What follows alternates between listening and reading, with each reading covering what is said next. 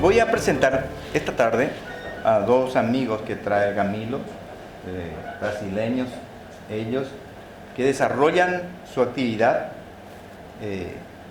de conocimiento por medio de la información que van sacando estudiando las fronteras. Voy a dar a ellos la palabra. Camilo. Bueno, estoy trabajando desde poco más de un año con ellos. Tengo a mi lado Paulo Martins y el otro lado Robson Araújo Filho. Ellos estudian entonces partes de la frontera de Brasil con países vecinos. Son informaciones muy importantes para el desarrollo de políticas públicas que van a poder entonces utilizar estos datos y estos trabajos. Son trabajos de tesis de máster que están desarrollando y en realidad es la frontera Brasil-Bolivia y la frontera Paraguay-Brasil. Voy a dejar que hablen un poco sobre estos temas. El enfoque de mi investigación es la frontera entre Punta Porã y Pedro Juan Caballero desde el punto de vista de la línea internacional, que es un lugar muy dinámico y que fue el enfoque de planes de desarrollo para esta región, empezando con la iniciativa de Naciones Unidas, de GEO, que es una red de ciudades, y Punta Porã y Pedro Juan Caballero fue el primer par de ciudades de frontera que recibieron este programa. Nunca había pasado antes que ocurriera en ciudades de frontera. Cuando Naciones Unidas vino, hizo el trabajo en Punta Porã. Los investigadores intentaron hacer con que la realidad de frontera, o sea, la realidad de dos ciudades, estuviese contemplada en los trabajos. Pero lo que se observa es que siempre se queda como una ciudad más enfocada y la otra como se relata un poco las cosas.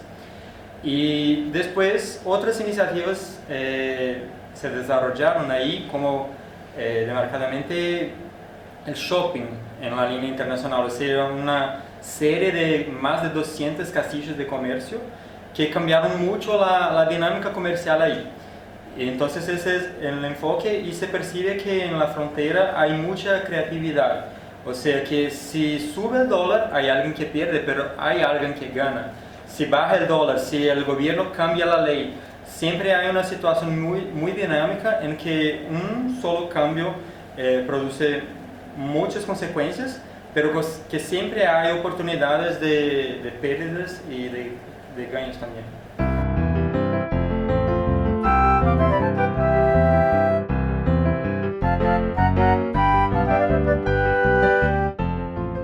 Bueno, gracias Camilo por la visita cultura a Ciudadanos del Mercosur. Gracias Pablo y Robson por sus estudios, que son muy importantes. Y una de las preguntas un poco es de las ciudades gemelas que se hablan, ¿no? Que en realidad hay movilidad, pero por otro lado también hay aspectos no solucionados. Porque en la realidad, de mucho tiempo, deberían ser ciudades casi semejantes o iguales. Sin embargo, hay diferencias. Hay una barrera por un lado, pero también hay una apertura. ¿Cómo se siente en el caso de Pedro Juan Caballero, por ejemplo, digamos, universidades que abundan, estudiantes brasileños y negocios ilícitos, Punta Porã? Por otro lado, Bolivia, ¿no? Con su crecimiento alto en los últimos 15 años, ¿no? Hubo un cambio en Bolivia. Los bolivianos apuestan muchísimo hoy a la formación. ¿Qué pasa en ese aspecto también con respecto a eso, de esa de esa disyuntiva entre la movilidad por un lado y también un cerco?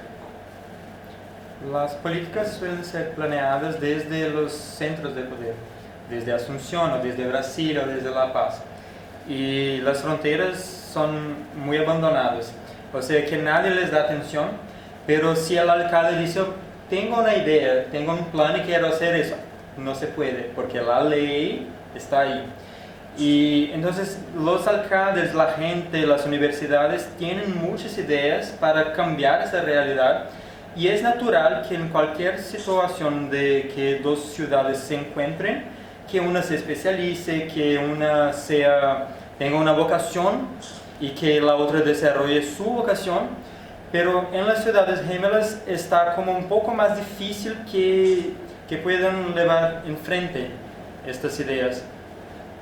Hablamos con el alcalde de Ponta Porã, hablamos con el alcalde de Pedro Juan Caballero, y en Brasil hay un poco más de optimismo en cuanto de las posibilidades de integración, y en Paraguay hay un poco más de realismo, porque hablan una cosa muy seria, no hay plata, no hay dinero. Entonces, y hay los límites legales, ¿no?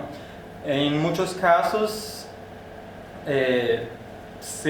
algo pasa, por ejemplo, con las cuestiones de salud.